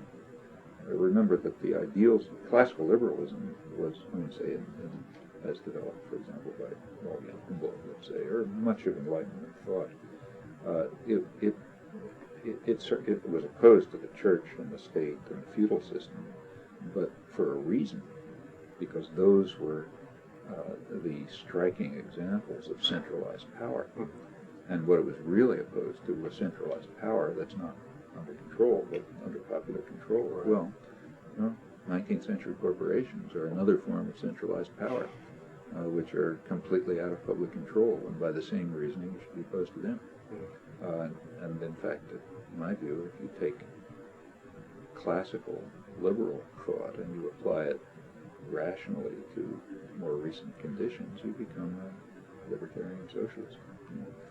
And kind of a left-wing anarchist. I don't mean anarchist in the American sense, where it means sort of right-wing capitalism, but anarchist in the traditional sense, meaning a socialist who's opposed to state power and in favor of voluntary association to the extent the social conditions permit, and who regards the role of an honest person as one of constant struggle forever, as long as human history goes on, against any forms of authority and domination, maybe many that we don't even see now, and we'll only discover later. What society do you think's come closest to achieving anything like this kind of voluntary association? Do you think anybody's even come close? Well, sure, every society has aspects of it. And they differ. I mean, sometimes you find things in very poor, backward societies, undeveloped societies that you don't find in advanced societies. But in many ways, the United States is like this. I mean, there are very positive things in the United States. For example, in many respects, the United States is the freest country in the world. It's also one of the, I don't just mean in terms of limits on state coercion, though that's true too, but also just in terms of individual relations. So the United States comes closer to classlessness in terms of interpersonal relations than virtually any society that I know, maybe anyone. I know I'm always struck by this traveling elsewhere to similar places, like say England, that the forms of deference and authority that people assume automatically are generally unknown here. So, for example, here there's no problem, a professor in a university and the garage mechanic talking together completely informally and as complete equals. But that is not true in England. And that's a very positive thing about the United States. One positive thing about it, people commonly ask in the intellectuals in the United States are always deploring the fact that intellectuals here aren't taken seriously the way they're taken seriously in Europe. That's one of the good things about the United States. I mean, there's absolutely no reason to take them seriously for the most part. And it's perfectly true. I remember in the 1960s, sometimes I would sign a statement, an international statement against the war in Vietnam, signed by me here, Sartre, and some other person. Well, in Paris, big front page headlines. Here, nobody paid any attention at all, which is the only healthy reaction. Okay, so 3 guys signed a statement. Who cares? Things like the statement signed by 120 intellectuals at the time of the Algerian War, that was a major event in Paris. If a similar thing happened here, it wouldn't make the newspapers directly. Now that all of that reflects, a kind of internalized democratic understanding and freedom that's extremely important. One shouldn't underestimate. I think it's one of the reasons why he didn't. They just, if the public was subsidized at the time, just went directly for reduction of consumption, fiscal measures, and so on. That makes them a lot more efficient than we are. I mean, if you want to build the next generation of, say, computers, the Japanese just said, okay, we're going to lower consumption levels and put this much into investment, we're going to build computers. If you want to do it in the United States, you say, well, we're going to build some lunatic system to stop Soviet missiles from coming, and for that you're going to have to lower your consumption level, and maybe somehow we'll get computers out of that. Obviously, the Japanese system is much more efficient, so why don't we adopt a more efficient system? Well, the reason is we're a freer society. You can't do it. In a society that's more toward fascist than state capitalism, and I mean that culturally as well as in terms of economic institutions, you can just tell people what they're going to do, and they do it. Here you can't do that. No politician can get up in the United States and say, you guys are going to lower your standard of living next year so that IBM can make more profits. And that's the way it's going to work. That's not so. Here you have to fool people into it about fear and so on. So we need all kinds of complicated mechanisms of propaganda and coercion, which in a well-run, fascistic society are quite unnecessary because people are one of the reasons fascism is so efficient. Well, you've expressed a fear that the U.S. is ripe for a fascist leader. You're right, for example, in a depoliticized society with few mechanisms for people to express their fears and needs and to participate constructively in managing the affairs of life, someone could come along who was interested not in personal gain but power, and that could be very dangerous. Now, I wondered, is this statement rhetorical or cautionary, or do you really have that? No, that's absolutely real. Yeah. I mean, life is complicated. I mean, I mentioned something very good about the United States. There's also other things that are very bad. One is that with the breakdown of independent social organization and independent thought, so like the elimination of, say, the atomization of people, as we move towards a society which is optimal from the point of view of the business class, namely each individual is an atom, looking at the two alone, so mindless, lacking means to communicate with others, so they can't develop independent thought or action and so on, just a consumer. As we move towards that kind of society, we have the people in it are deeply agitated, and they may hate what's going on, but have no way to express that hate constructively. And if a charismatic leader comes along, they're never will follow.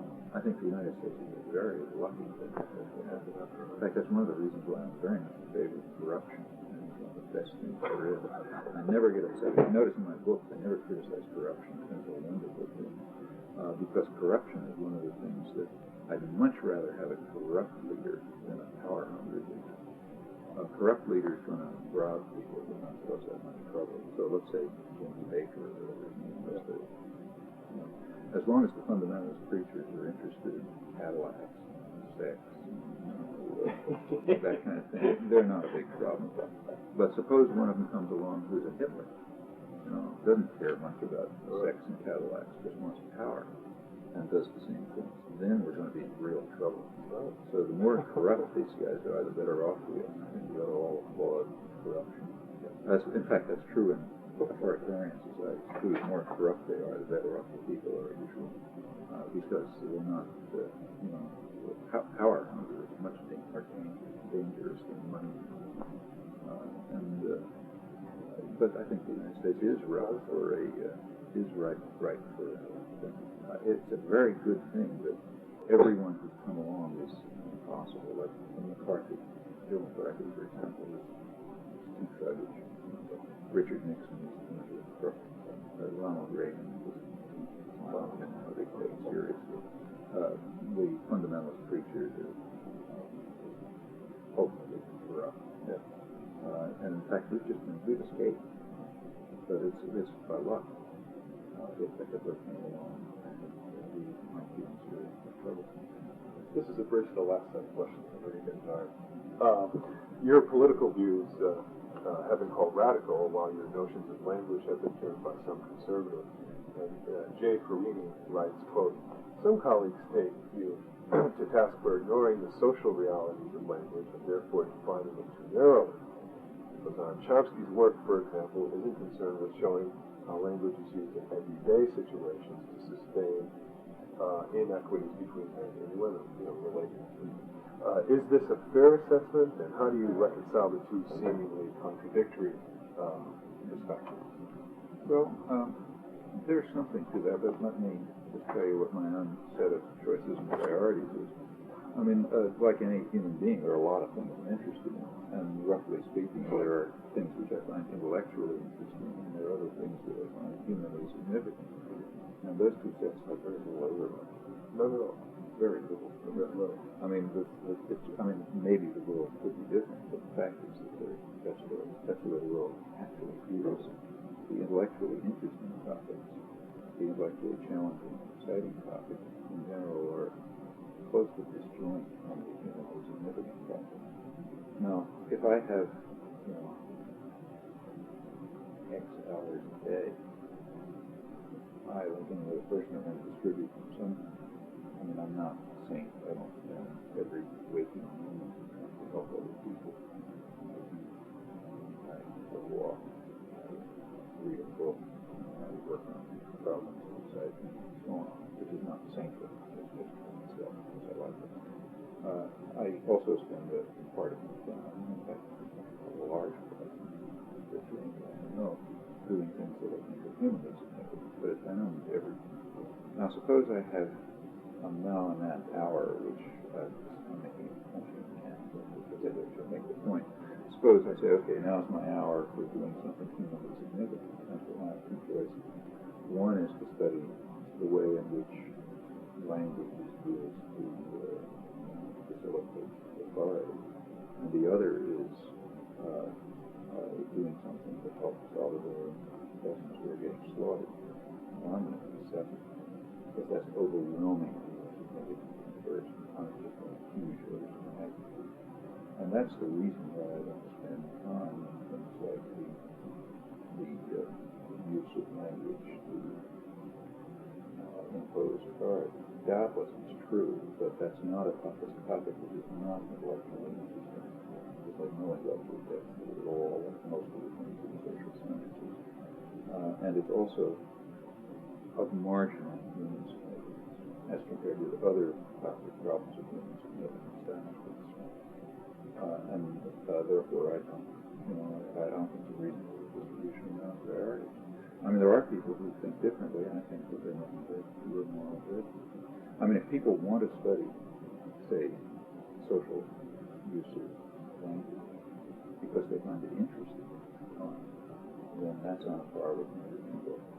I mean, there's no moral issue involved. It's just that's what they like. That's the motivation of people to do what they like.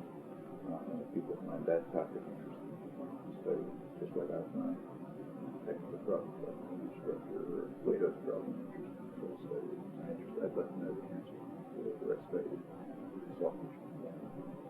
On the other hand, if people claim they're doing that out of some moral imperative, they're making a very severe error.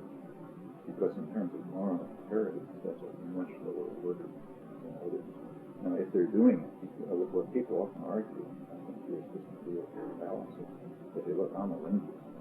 Therefore, in my time as a linguist, I have to be socially useful. That doesn't make sense at all. You're a human being. In your time as a human being, to be socially useful.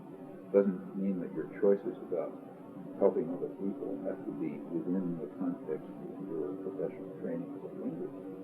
And maybe that training is going to help you with other people, but it doesn't. Also, then you say, well, I'll drop it. Now, I have a feeling with a lot of careerism. If you think what lies behind this reasoning, it's obviously a balance. Now, what drives people to it? Well, one thing that can drive you to it is careerism. For example, if I spend all my time working as a linguist, and some fraction of it is things of marginal social utility, I can solve I can look how moral I am, and at the same time be advancing my career all the time. On the other hand, if I take that segment of my life and use it for last week's demonstration in Washington for Romero assassination, I'm not advancing my career at all. So I may be helping people think. And one has to be careful not to fall into that trap. So if people want to work on these problems, and I think they're perfectly valid problems, they have to simply ask themselves why they're doing it. Are they doing it because that's the way to help other human beings? So I think they're good.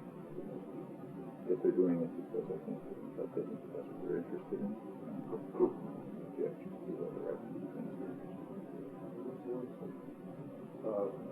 Your last linguistic questions. Your discussions of creativity were influential, even inspirational to those who developed sentence combining as a way of teaching writing. We know one teacher, for example, who began each writing course by asking students to combine 4 or 5 short sentences into one. And of course, the number of possible solutions was large. And the students were always impressed that nearly all of their sentences were different. Nonetheless, anyone who has taught writing at any level will attest that many students fall into predictable patterns of language use. Do you think creativity in language can be fostered in ways such as these, so that more of a student's innate potential is used, or not? I'm sure it can be fostered. Creative reading, for example, I'm sure there's a way of fostering, getting people to wrestle with complex ideas, ways of expressing them, at the heart of the writing program. I doubt if there's any, frankly, I doubt very much that linguistics is Nothing at all. well, maybe exactly. It can suggest something, but I don't expect that it can go far. I'm feeling that the teaching is mostly common sense. I've taught children when I was a college student.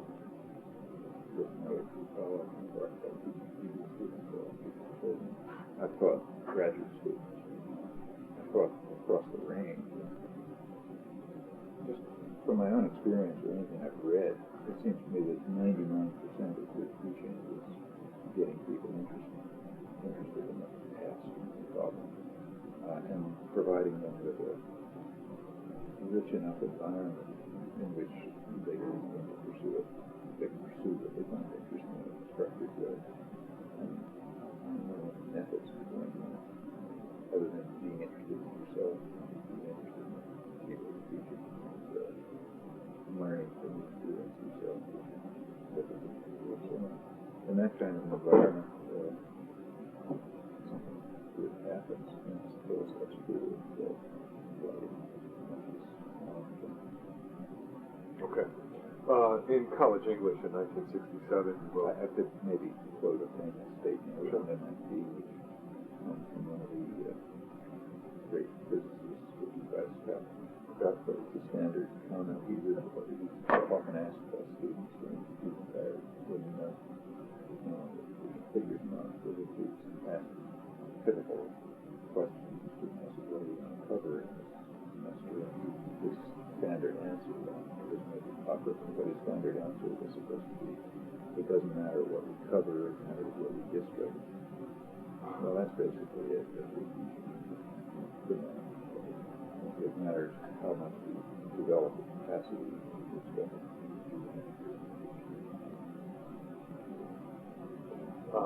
In college English in 1967, he wrote that, quote, a concern for the literary standard language, prescriptivism in its more sensible manifestation, is as legitimate as an interest in colloquial speech.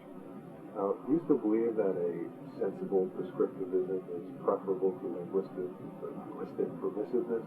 And if so, how would you define sensible prescriptivism? Well, I think sensible prescriptivism ought to be part of any education. I would certainly think that students ought to know the standard literary language with all of its conventions and its absurdities and its artificial conventions and so on, because that's a real cultural system, an important cultural system. So they should certainly know it and have inside it and use it to and so on and so forth. I don't think people should give them any illusions about what it is. It's not dead. It's not sensible. Much of it is violation of the laws of natural of natural law. In fact, most of what's taught, a good deal of what's taught is taught because it's wrong. You don't have to teach people their native language. You just throw them in. But if you want people to say, he and I are here, and we are here, then teach them because it's probably wrong. The nature of English probably is better than we would do because it's a form of typically varies, but it's not. It's only was the subject of the sentence. The narrator has understood this fact, assumed that the other people, he and I would hear that they're wrong. We would hear that they're wrong. So that's the reason you teach it, because it's not natural.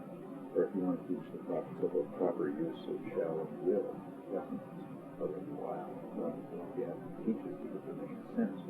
On the other hand, if you want to teach people passage or something, you just use them to teach them because they already know, they already follow the rules. So a good deal of what's taught in this thing is just kind of a history of artificialities that modes and have to be taught because they're artificial. But that doesn't mean that people shouldn't know them. They should know them because they're part of the community, because their role in which they are part of the repository is very rich cultural heritage. Now, the standard literary language, standard English, is an object of great controversy in some parts of the third world now. Take, for example, India, whether people should be still taught the colonial language to give greater access to technology, or whether there just should be a few people who are very active translators into local languages. What's your sense of the desirability of the spread of world English? First of all, do you think it is continuing to spread now that American economic hegemony has broken? And also, is it desirable that it spreads? I think my impression, I've never seen a real study, but my strong impression is that it's continuing to spread. And that is part of a strong impression that U.S. cultural hegemony is growing, even while U.S. economic hegemony is declining. Now, again, I'm speaking impressionistically, I've never seen a real study. But if you just take the relation between the United States and Europe, Europe is becoming much relatively more powerful economically, and it will soon be absolutely more powerful. On the other hand, my strong impression is it's much more cultural economic than the United States in terms of ways of thinking and the sorts of teachings and so forth. This is not an unusual phenomenon. And if you look at the relation between England and the United States, say, around the 1950s, England was declining as a power chart relative to the United States. But that was combined with a high degree of Anglophilia and often rather childish imitation of the British cultural styles and modes of the intellectual classes here. These things on its sort of run parallel. But my strong impression is that the hegemony of U.S. English and U.S. culture in general is extending to science. Editing in sciences whether that's as to whether Professor Scriptures right. What should they do in Professor Scriptures? Well, that's a good problem. I mean, it's like what should you do with black English? I don't think there's simple answers to that. I mean, there's good reasons to preserve and develop national languages, whether it's national cultures, because they're rich in life for the participants and for others. On the other hand, the people who are in it may suffer. So, for example, people in Wales and Welsh, the way the world is, they're going to be worse off than the status in the language. They don't want the world to be smaller than it's the way it is. And the same kinds of questions arise in case of black English and in the case of English and how you balance those values is tricky to answer. Answer to it. There are particular answers in particular places. In the case of India, the answer that is being pursued is probably is the people organized. Anything close to reason. I wonder. Well, let me ask you a question first. Our appointment is supposed to end in 15 minutes. I just want to know, is that an absolute? Because I've got 4 questions. I could skip 2 of them. Well, let's go ahead. Okay, Go on. Well, I was going to actually pick up the next question here, which in 1979 we gave a series of lectures at Pisa, which were published as Pisa lectures, which many linguists think is the most important development in the 1980s, the principle of parameter approach. Yet, unlike your earlier work in the aspect space, it's not known outside of linguistics. Do you think people outside of linguistics should know about the principles of parameter approach? Yeah, I think it's surrounding. I think it's more important than the aspects of it. In fact, in my view, it's many of the control revolution that leads to a conception of language which is effectively radically different from anything in the historical tradition. Early transformation of language, early generative grammar shaped in the 60s, had a kind of a traditional feel to it. In a way, it was in many ways more acceptable to traditional grammarians than it was to structural linguists, because in a lot of ways it had a traditional look. In fact, it was more like Jesperson than it was like and traditional grammarians recognized that.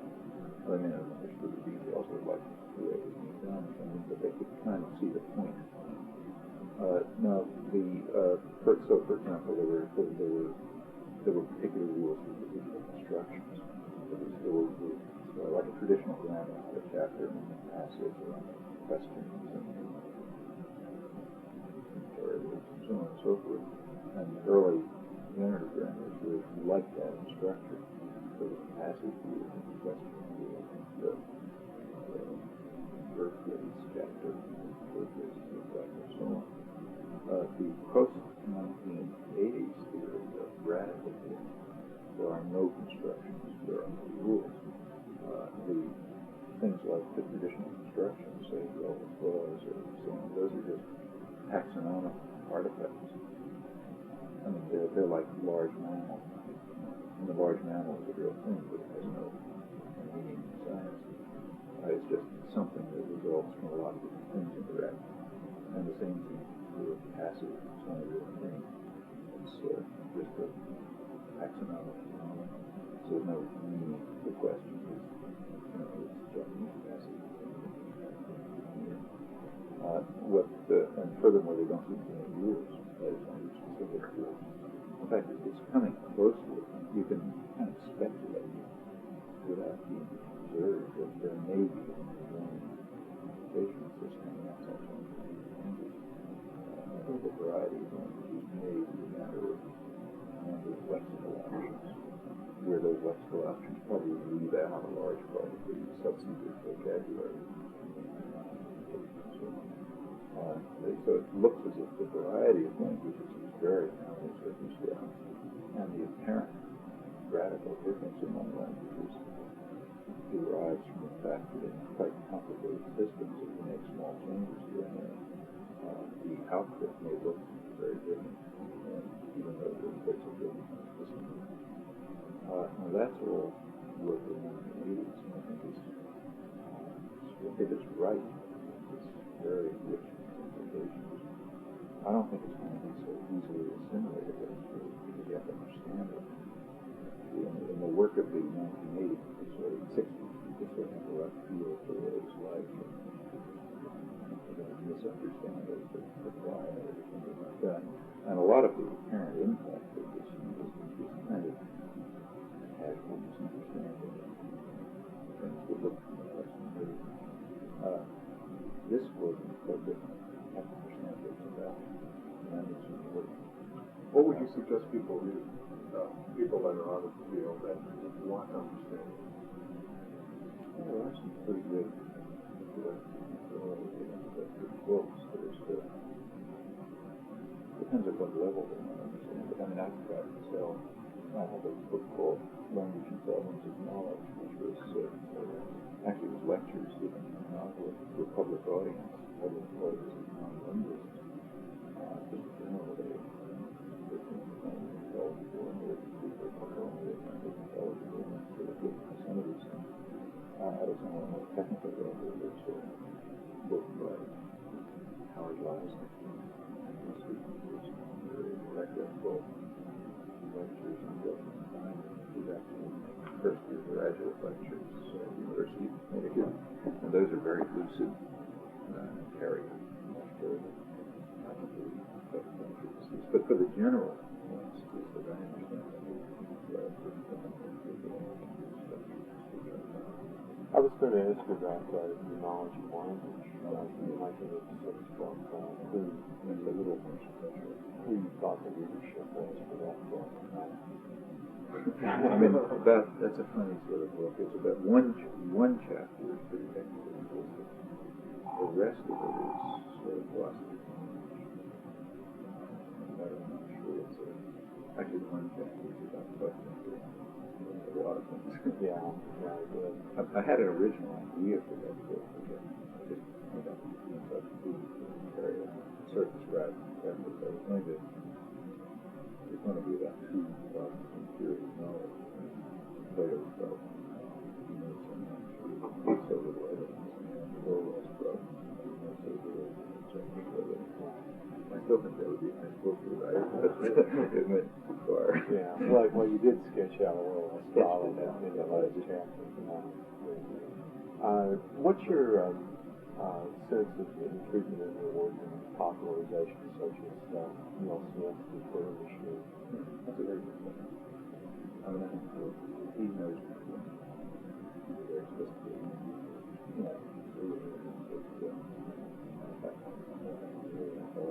It's not mine. There's lots of things, including lots of things relevant to you. Well, he does feel quite a bit. A lot of things.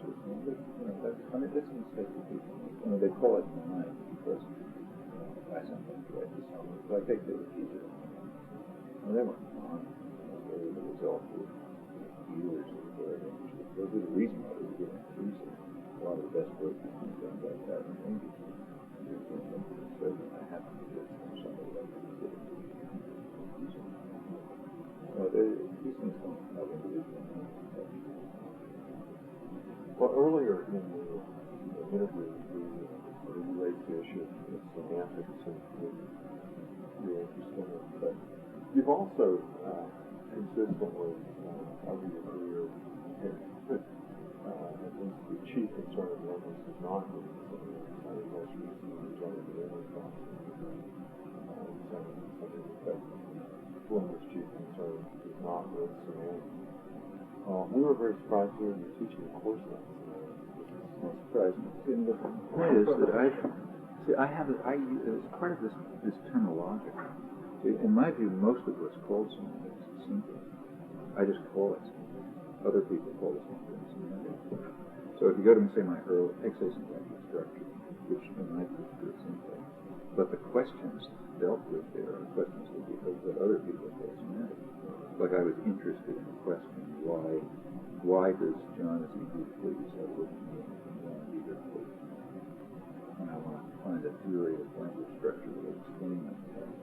Most people call that semantics. I call it syntax because I think it has to be mental representations. Or take a point that we discussed earlier. Take the word house, the concept house, and the use of the word house in real situations to refer to them. Well, there's two relations there. Now, I think it's permanent in one relation, as is common. Common ideas is in one relation of reference. I think there's a relation that holds between the word house and a very rich concept that doesn't hold a house for it's really and that relation, most people call semantic, I call it syntax, because it has to do with mental representations and structure and other representations. Then there's if we pursue that, we see very quickly that it is what most people call semantic.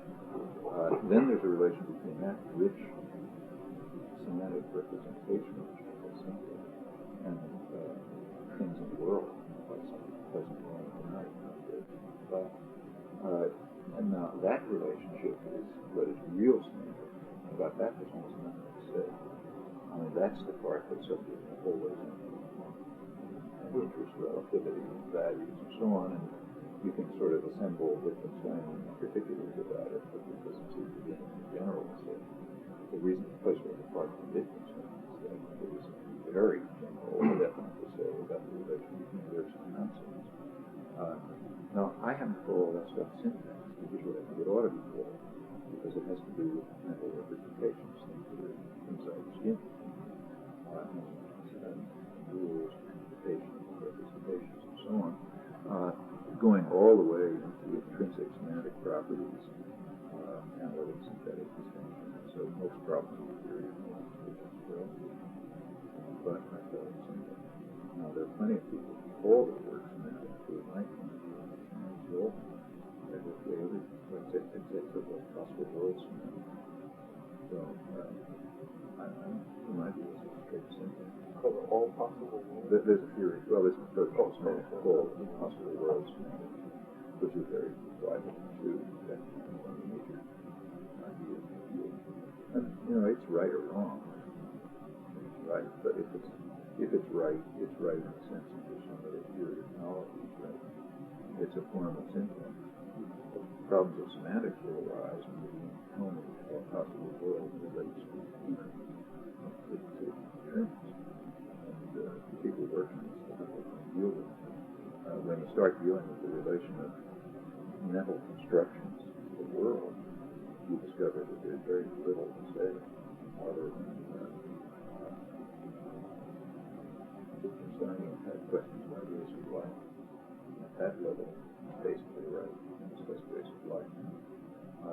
So this is largely illusion. I mean, I do think that syntax and semantics is what I call syntax, because that's where the richness of the field is. Yeah, it's where the richness of the field is. This second to last question. In your famous review of Skinner's Verbal Behavior Psychology in '59, you argued convincingly that terms such as reinforcement, which have well-defined meanings in experimental racism, become meaningless when extended to the complexity of human behavior. Now, many of your terms have also been metaphorically extended.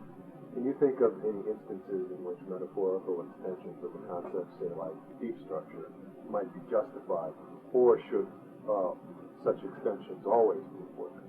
Well, I think you got to be careful. I mean, in the case of deep structure, I simply stopped using the term because it was being so widely misunderstood. I mean, a deep structure is a technical term. I mean, there's nothing. It didn't have any sense of understanding. Right. But it was understood to mean profound, far-reaching implications or something like that. I mean, it might turn out that what I call surface structures are much more profound than implications. And the deep structure has almost invariably in the secondary literature been confused with what I would call universal now. So deep structure is identified as kind of the innate structure, and that's not correct. There's just been the term was so widely misunderstood that I decided that one thing has to do with the knowledge of language or somewhere to really just drop the word, just confusing people, and just make it an obvious technical word so nobody gets confused. Let's call it D structure. So nowadays I just refer to it as D structure. I realize I'm not confusing it, but it looks technical and it is technical. Not a good idea. Yeah, and so there's a strong tendency. If you want to apply ideas, it's very rare that you ever get a free ride from the field. So people who think that they're talking about free will because they mention Heisenberg are usually not knowing what's going on. Those people who say, okay, people on computers are verbal. It's too easy. Life isn't that easy. You better understand it before you start drawing conclusions from it. And the same is true of things like competence or so on. I mean, usually they're just misunderstood. And sometimes people who do understand what they're talking about can sometimes make plausible suggestions or even inferences or guesses outside. That's not possible. But first you have to understand. And these topics are not like political science. I mean, they're not just there on the surface. There's some intellectual structure and some intellectual depth. It's not physics either. So I think any person is interested can figure it out without being in trouble. But you got to take a whole lot. And that I've been qualified what I've read. Okay, final question. Some of your work, both in linguistics and in political analysis, has generated considerable controversy. Are you aware of any specific misunderstanding or criticism of your work that you'd like to take issue with now? Go on forever. Too broad a question. Pick one. I can't pick one. No? I mean, I think there's it's different. On the first side, on the linguistic side, there's plenty of misunderstanding, but I think it's resolvable. I mean, I'm enough of a believer in sort of the rational side of human beings to think that if you sort of sit down and talk these questions through and get the resolution. On the other side, I don't think it's resolvable because I think that because I think there's a deep need, functional need. And the problem is, if what I'm saying is correct, then it's also subversive, and therefore it's better not to use it. And therefore, I can appreciate it. And I would begin to be worried. Let me put it this way. If I found that I did have easy access to systems of power, like, say, journalism, television, and so on, then I begin to be worried. I think I'm doing something wrong, because I already try to subvert the system of power. And if I am doing it, I'm doing it honestly, they shouldn't want to have me around. So I think that's almost criterion. Misunderstanding and those being involved in those areas is almost a criterion. Like it's an indication that you may well be on the right track. It's not a proof that you're on the right track, but it's an indication that maybe, if you're understood and appreciated, you're not on the right track. Good criteria. Yeah. Well, listen, thank you very much. Okay. I appreciate it. I wonder if you would mind if I took a picture of it. Oh.